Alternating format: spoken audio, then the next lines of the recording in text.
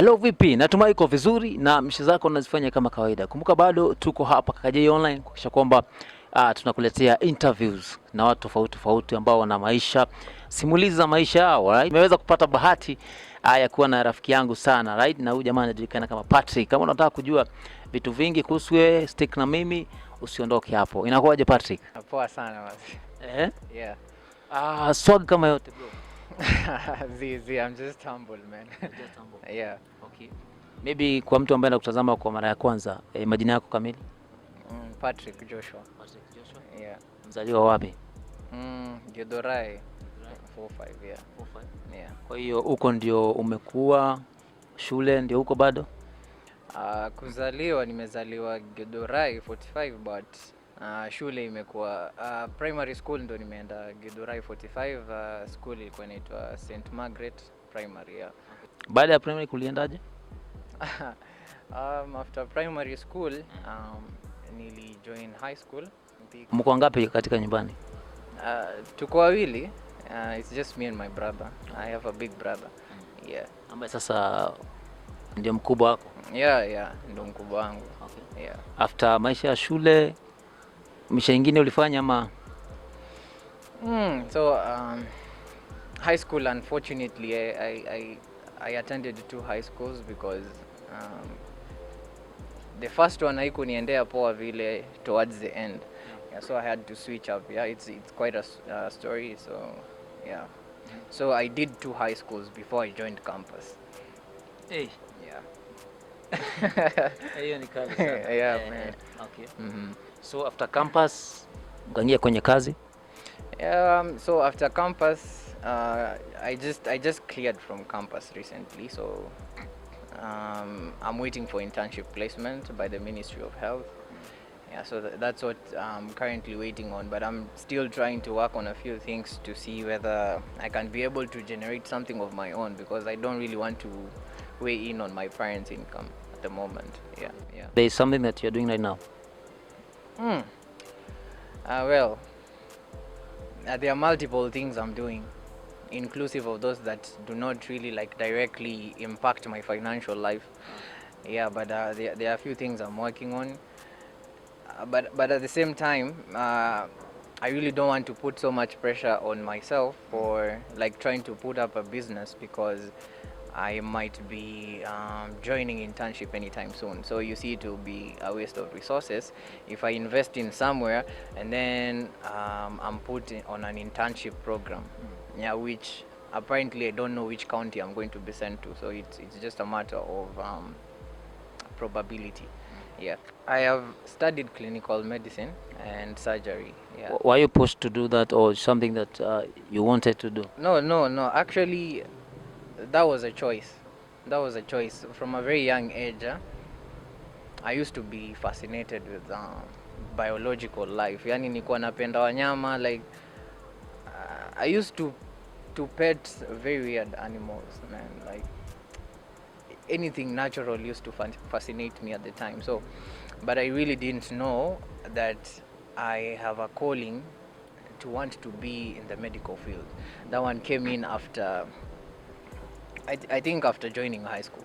That's when I realized I love people, and I don't like it when people suffer. When I walk on the street and then I see someone over there begging, or mtu yuko crippled, for example, that used to touch my heart. I really wanted to help those type of people. So that's why I really pushed myself to venture into the medical field. But at the same time, I used to love arguments a lot. Yeah, I used to love talking to people. So I wanted to be a lawyer. That was an alternative. Yeah, I really wanted to be a lawyer. But then again, now things didn't work out. Yeah. Well, to some aspect, I'm actually very spiritual oriented, and just to be specific, because spiritual is a whole nother dimension of explanation. Hinduism is spiritual, all that, but particularly Christianity,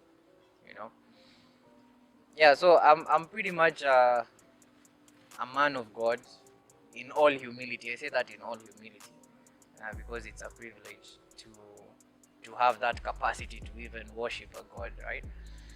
Yeah, but it really hasn't been that way all my life.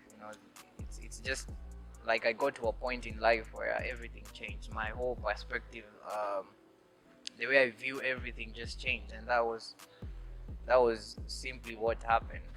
It was miraculous, bro. So I've been born in the church. I've been raised in the church. So for me, growing up, church was just a normal thing, you know. Just like you have to wear your clothes, and you were born knowing that's how things happen, right? Yeah. So despite the fact that I grew up in church, I really didn't know why I was doing that. Like I believe I never got the significance of why it is relevant to go to church, right? Yeah. So as I grew up, I just started questioning myself.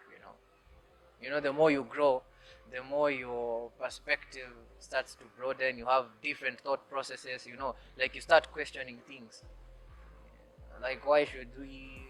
Like why is it that Christianity is better than, you know, Secular side. yeah, secular side? Why is Christianity better than Islam? Why is Christianity? Like those questions started building up. So you see, the complex of my thought processes was just so broad at the time. So I had to question, why am I going to church? Yeah. So it just became like a continuous questioning that was taking place in my mind. Yeah, but at the time, I wouldn't say I was a staunch Christian, because I used to do secular stuff, right? Yeah, I would put it as I was lukewarm.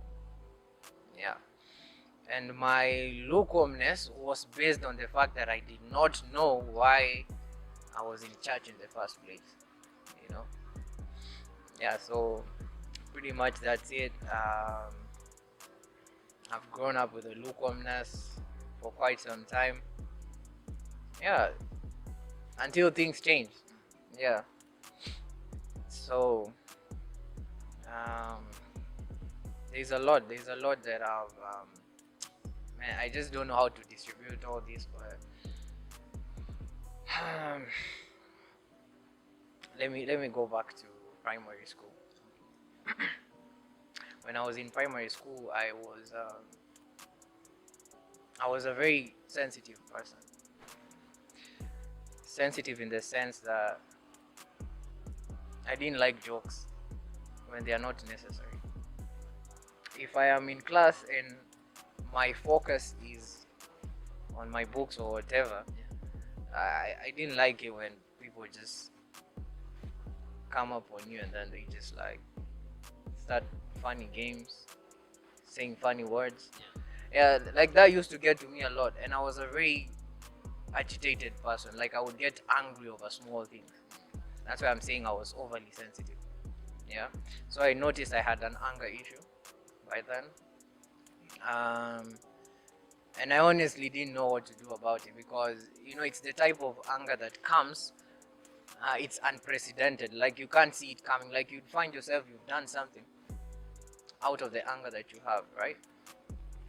And then later on, you're like, man, what just happened? Yeah. So it was pretty much like that. And the thing is, being surrounded by people. People have different personalities. So there is no possible way you can make everyone understand that I don't like this, I don't like this, right? And to make it even worse, you're in a social institution. This is a school. So there is no way you're going to be alone. Yeah, right? You have to be with people, right? Because at the end of the day, you still want to expand your social skills, right? You have to be able to interact with people aside from getting all that educational stuff, right? Yeah, so I really tried to find a way to cope with the situation, because I noticed, man, I wish I was just studying alone, but look at all these fellas over here. So I had to really try to find a way to get over it, because I didn't want to step on anyone's toe. right? Because some people are genuinely, like they are genuinely joking, yeah. You have to understand. Plus, we are just young, right? So I would probably say I was too serious at some point. Yeah, but I really felt bad. And also concerning the sensitivity, if you'd say something negative to me, bro, that thing would really punch me. Like it's like I used to pick all the negative statements that are put out. It doesn't matter whether it's a joke or not. Yeah, like it really got to me, and I think that's why I started suffering from self-esteem suppression. You feel bad about yourself because at the end of the day, there is no proper way to verify whether this person was joking or not. Do they mean what they said or not, right? So that was pretty much an issue. So I was really dealing with a lot of mental suppression. Like my self-esteem was on the low. So that's when I decided to start studying people, how people think. That was my own ambition. Like I had to do that because I noticed I was dying. I was dying of like it's like my mind was being suffocated. Yeah. I don't want to socialize with people because I'm afraid they would say something that would hurt me, right? So I was really dying from the inside, so I had to devise a way. I had to try to find a way because these people do not understand what I would want. So let me try and change myself to understand why they are the way they are. Let me cut you short. Yes, please.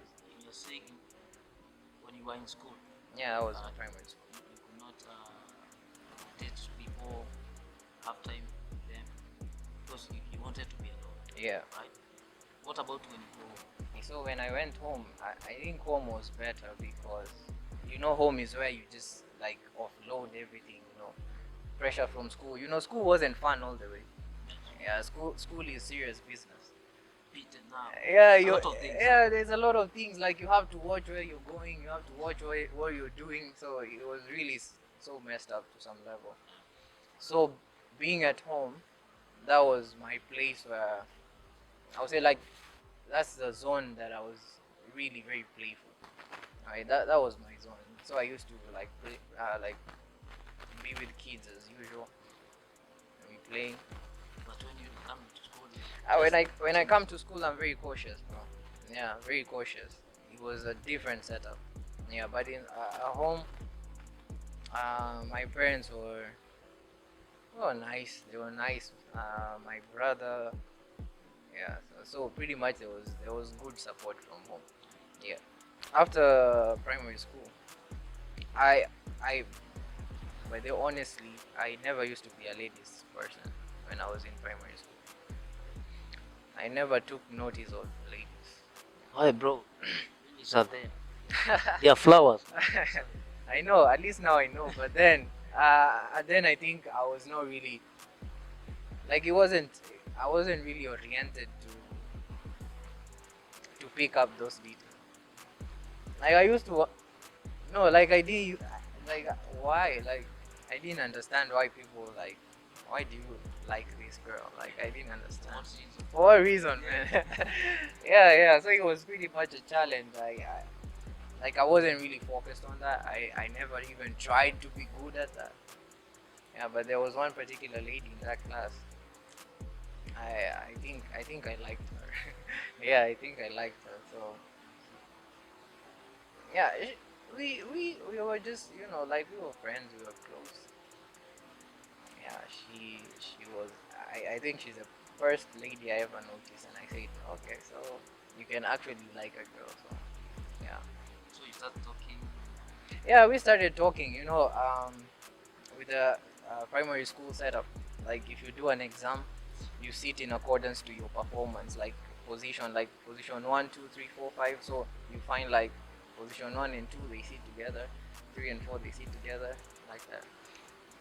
So it just happened on this particular exam. I believe I was position 5 or was I She was 3, I was 4, something of the sort. So we ended up sitting together. Yeah. So that's how, man, it was great. Like that's how we began talking. Like, man, I started feeling the chills. You know, those chills you feel when you're in the opposite sex. Yeah, that's true. Yeah, man. That's how happened. Yeah.